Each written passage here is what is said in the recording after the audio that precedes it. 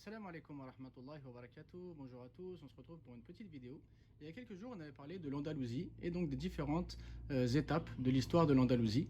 Et en particulier donc avec le débarquement de Tariq ibn Ziyad, ensuite la période donc d'apogée avec Cordoue par exemple, et la chute donc de l'Andalousie, la décadence avec la chute de Grenade. Et aujourd'hui donc on va encore parler de l'Andalousie, mais on va se focaliser sur la première période de l'Andalousie à travers donc la biographie d'un héros parmi les héros de l'islam qui n'est autre que Tariq ibn Ziyad. Donc dans la série sur les héros de l'islam, on a voulu présenter donc des figures emblématiques avec le numéro 1 qui était donc Tariq ibn Ziyad, le second Salah ad-Din al-Ayyubi et le dernier qui était Ibn Badis. Aujourd'hui, on va s'arrêter donc sur Tariq ibn Ziyad. Alors, Tariq ibn Ziyad,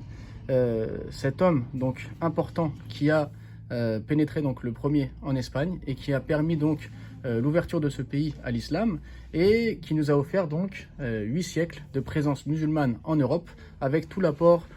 culturel, spirituel, toutes les avancées donc que cela a permis d'apporter et puis surtout la vie qu'il y a eu entre juifs, chrétiens, musulmans sur une même terre pendant donc de longues années avec les moments donc de paix, les moments de difficulté et tout ce que l'histoire donc nous révèle. Donc aujourd'hui, à travers ce livre-là, on va pouvoir découvrir donc déjà qui est Tariq ibn Ziyad, qui est également Moussa ibn Nusayr, son avancée donc au Maghreb, son avancée en Espagne, ce que ça a permis donc de créer